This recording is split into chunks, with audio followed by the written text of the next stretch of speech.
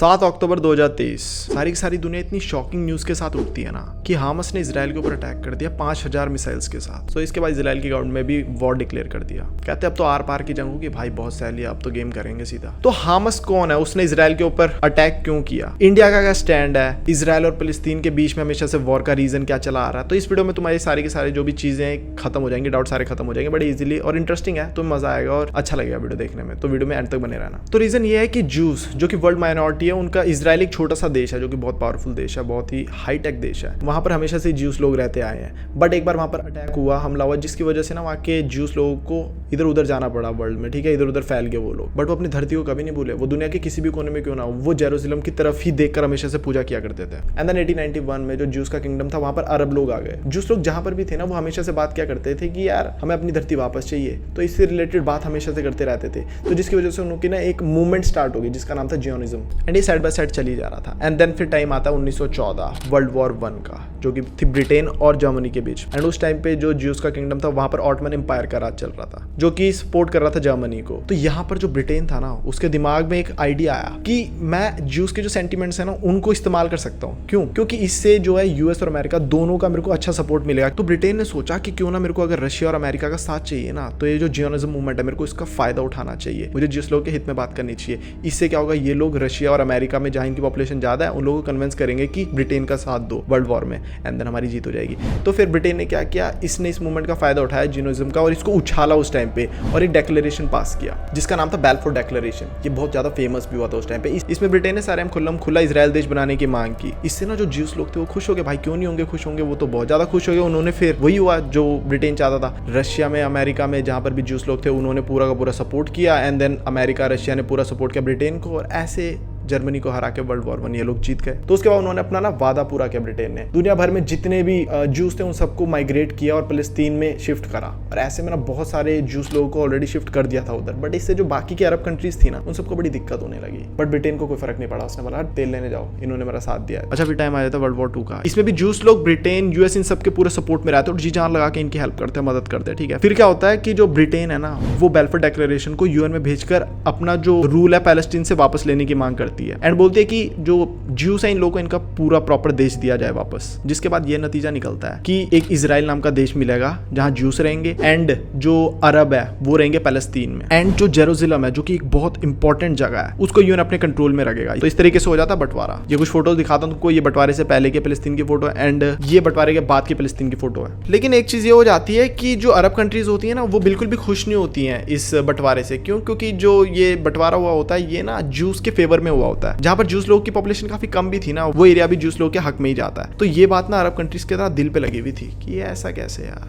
इनकी पॉपुलेशन यहाँ पर भी कम थी, ये भी इनको ही मिल गई यार जगह, ये कैसे हो गया। तो फिर क्या होता है कि जब ब्रिटेन अपना राज पैलेस्तीन के ऊपर से रूल हटा लेती है, तो ऐसे में बाकी सारी अरब कंट्रीज मिलकर ना अब अटैक कर देती हैं इजराइल के ऊपर। एंड शॉकिंगली सबसे खतरनाक चीज ये होती है कि इजराइल हरा देता है इन लोगों को। बट तब से अब तक इजराइल वर्सेस पैलेस्तीन चलता आ रहा है। अब थोड़ा सा बात कर लेते हैं रिलीजियस एंगल के ऊपर भी, ये थोड़ा सा ज्यादा इंटरेस्टिंग है। ये जो जमीन है ये जेरूसलम में है। 1047 बीसी में ना यहाँ पर किंग सोलोमन रूल किया करते थे। इस जगह पे ज्यूस लोगों की ना सबसे पहली टेंपल, जिसे टेंपल माउंट भी कहते थे, वो थी, जिसे किंग सोलोमन ने ही बनवाया था। फिर 586 बीसी में बैबलोनियन ने इस फर्स्ट टेंपल को तोड़ देता है, एंड देन इसके बाद पर्शियंस आते हैं, वो इस टेंपल को दोबारा बनाते हैं। तो इस टेंपल का नाम पड़ जाता है सेकंड टेंपल। जब ज्यूस लोग बार बार हमलों के बाद वो जगह छोड़ देते हैं, यूरोप चले जाते हैं, वहां पर एक फैमिली में ना जीसस क्राइस्ट का जन्म होता है। अब जीसस क्राइस्ट क्या था ना, कि वो थे तो ज्यू, लेकिन ना वो क्रिश्चियनिटी को बहुत प्रमोट करते थे। सेम एग्जांपल ले लो तुम, कि जैसे बुद्धा जी थे, वो थे तो हिंदू, लेकिन वो बुद्धिज्म को बहुत प्रमोट करते थे। अच्छा फिर धीरे धीरे जो जीसस थे वो फेमस भी बहुत ज्यादा होने लगे थे। तो इसी बीच में ना ये जो आइडियोलॉजीज का डिफरेंस है ना जीसस और ज्यूस लोगों के बीच में, तो इसकी वजह से दोनों के बीच में ना ऐसे लड़ाई झगड़ा, ऐसे कॉन्फ्लिक्ट्स होने स्टार्ट हो गए। जब ये लड़ाई बहुत ज्यादा आगे बढ़ गई, अब वो आइडियोलॉजीज मिलना बंद हो गई, ज्यूस लोगों ने जीसस को क्रॉस पर चढ़ा दिया, जिसकी वजह से उनकी जान चली गई। एंड यहीं से क्रिश्चियंस और ज्यूस लोगों के बीच में लड़ाई स्टार्ट हो गई। अच्छा उसके बाद रोमन किंग कॉन्स्टेंटाइन ने उस सेकंड टेंपल से ना 2 किलोमीटर दूर जाकर, जिस जगह पर जीसस क्राइस्ट को टांगा गया था ना, उस जगह पर एक चर्च बनवाया। एंड देन 638 एडी में रोमन एम्पायर को अरब आर्मी ऑफ ओमार हरा देती है। अब उसी जेरूसलम की जगह पर डोम ऑफ द रॉक बनवा देते हैं और अल अक्सा मस्जिद भी बनवा देते हैं। अब उसी जगह पे द वेस्टर्न वॉल भी रहती है, ज्यूस लोग जहाँ पर प्रेयर करते हैं, और वो जो पूरा एरिया है उसको टेंपल माउंट भी कहते हैं। हैं, और जो मुस्लिम्स और जूस लोग हैं वो उसको हरम अल शरीफ भी कहते हैं। तो कुल मिलाकर तभी मैंने कहा था कि ये बहुत इंपॉर्टेंट प्लेस हो जाती है क्रिश्चियन, जूस और मुस्लिम्स तीनों के लिए, जेरूसलम। इसीलिए ये जो जगह है ना, ये काफी कंट्रोवर्शियल है। क्यों? क्योंकि तीनों रिलीजन इसको अपना मानते हैं, और माने भी क्यों ना। एक बार 1982 में एलन गुडमैन, उसने डोम ऑफ द रॉक के अंदर जाकर मशीन गन से फायरिंग करनी स्टार्ट कर दी थी, जिससे 2 लोगों की जान भी चली गई थी। इस टाइम पे सिचुएशंस बहुत ही ज्यादा क्रिटिकल हो गई थी। जब जूस लोग बाहर प्रेयर कर रहे होते थे तो मुस्लिम्स फिर अंदर से पत्थर मार दिया करते थे। बस इन्हीं सभी कारणों की वजह से वहां पे सिचुएशन बद से बदतर होती चली गई, क्योंकि जूस लोगों के लिए ना वहां पर बहुत सारी रिस्ट्रिक्शंस थी कि जूस लोग वहां आ नहीं सकते। एंड देन कुछ एग्रीमेंट्स वगैरह हुए कि चलो आ तो सकते हैं टूरिस्ट के तौर पर, लेकिन पूजा नहीं कर सकते। तो जिसकी वजह से बहुत सारे दंगे हुए। एंड अब तुम्हें पता लग चुका है कि दंगों का रीजन क्या है, रिलीजियस एंगल भी तुम लोग को पता लग ही गया है। चलो अब बात कर लेते हैं कि अभी क्या हो रहा है। Attack on Israel. देखो 7 अक्टूबर को जब सारी की सारी दुनिया आराम से सो रही थी, उस टाइम पे हामस, जो कि एक टेररिस्ट ऑर्गेनाइजेशन है, वो 5000 मिसाइल से अटैक कर देती है इजराइल के ऊपर, जिसमें 300 लोगों की जान चले जाती है एंड 1000 से ज्यादा घायल हो जाते हैं। बता चुका ऑलरेडी, और ये नंबर बढ़ता जा रहा होगा। और इजराइल एक ऐसा देश है जो कि इतना हाईटेक है, इतना एडवांस है कि उनकी मिलिट्री इतनी तगड़ी, इतनी स्ट्रॉन्ग है कि उनके ऊपर अटैक करना आसान चीज नहीं है। मिलिट्री तो बहुत स्ट्रॉन्ग है ही, दूसरा उनके पास बहुत ही ज्यादा बेहतरीन इंटेलिजेंस एजेंसी मोसाद भी है, और तीसरा उनके पास है आयरन डोम जैसी टेक्नोलॉजी। अब फटाफट से तुम्हें बता देता हूँ आयरन डोम टेक्नोलॉजी है क्या। 2011 में इजराइल एरोस्पेस एजेंसी ने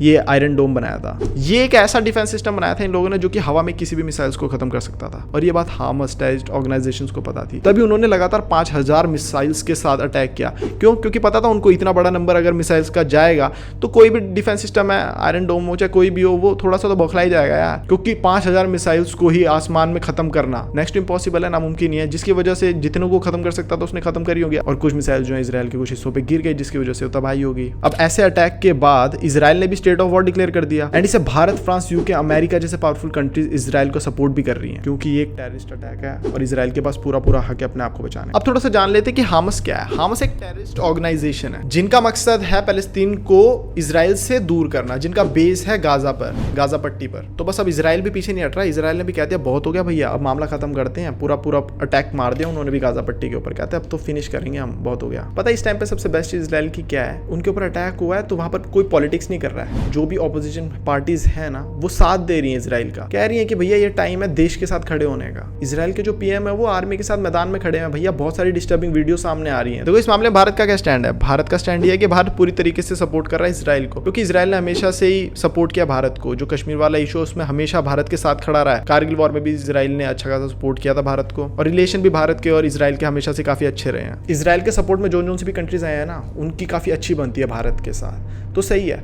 वहीं पैलेस्तीन के जो भी सपोर्ट में आई है उनके साथ हमारी अच्छी नहीं बनती है। ऐसे में तो बात क्लियर है ना कि हमें उसी देश का सपोर्ट करना चाहिए जिसने हमारा सपोर्ट किया है। जो हमारे फ्रेंडली दोस्त देश हैं वो सब एक टीम में है, और उसके बावजूद भी हमारे देश में कुछ लोग ऐसे हैं जो कि पैलेस्तीन को, जो देश सपोर्ट कर रहे हैं, जो हमारे दुश्मन है, वो स्टिल उनके सपोर्ट में बात कर रहे हैं। मतलब भारत जिसको सपोर्ट नहीं कर रहा, तुम कैसे कर रहे हो? देशद्रोहियों। इसमें एक ट्वीट में तो ये लिखा हुआ है कि वो मुस्लिम पहले हैं, इंडियन बाद में। भाई हामस एक टेररिस्ट ऑर्गेनाइजेशन है भाई, तुम उसका साथ दे रहे हो, थोड़ी सी तो शर्म कर लो भाई। बाकी इस भाई की स्टेटमेंट भी सुन लो तुम, पढ़ा लिखा पता नहीं, इसका तो समझ ही में नहीं आता, टट्टी आदमी। स्पाइडरमैन फिल्म का कोट है, with great power lies great responsibility. दोनों साइडों को देखो, किस साइड के पास ज्यादा पावर है। बड़ा ऑब्वियस है, इजराइल की जो मिलिट्री टेक्नोलॉजी है, जो इनके डिफेंस सिस्टम्स है, जो इनकी एजेंसीज है मोसाद जैसी, उनसे कंपीट करना नेक्स्ट टू इम्पॉसिबल है। ये दुनिया की one of the best military powers है इजराइल। तो इतनी पावर के साथ साथ इनकी रिस्पॉन्सिबिलिटी भी बढ़ जाती है। जो हमास जैसे लोग हैं जिन्हें इजराइल टेररिस्ट मानता है, अगर टेररिस्ट ग्रुप रॉकेट फेंकेंगे तो इन्हें भी उन्हीं की तरह रिस्पॉन्स करने की जरूरत नहीं है। इन्हें वायलेंस के रिस्पॉन्स में वायलेंस करने की जरूरत नहीं है उसी लेवल। तो भाई तू चाहता क्या है? हामस के आगे हाथ पैर जोड़ ले, आरती उतारने लग जाए क्या इजराइल हामस की? अब आप बेवकूफ, वहां से डायरेक्ट मारी जा रहे हैं और ये हाथ जोड़ ले रहे, भैया मत मारो, यहाँ लोग मर रहे हैं अपने।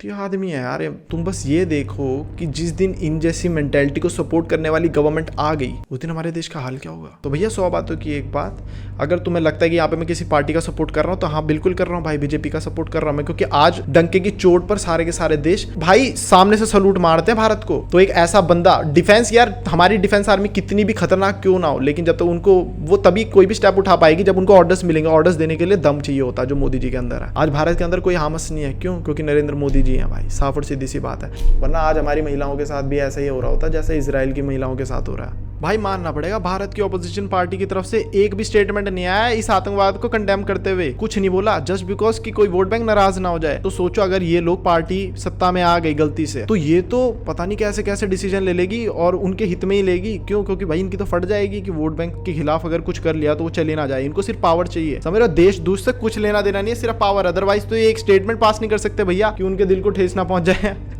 बाकी तो यार तुम लोग समझदार हो। आई होप तुम्हें वीडियो अच्छा लगा होगा। वीडियो अच्छा लगा तो लाइक शेयर सब्सक्राइब कर देना। बाकी दिमाग खोलकर मेरी वीडियो देखा करो, अच्छा लगेगा तुम्हें और तुम्हें पता लगेगा कि सच में बाइस बूझ नहीं होता तुम्हारा भाई। बाकी हंसते रहो, मुस्कुराते रहो, अपना ध्यान रखो। Bye, take care guys.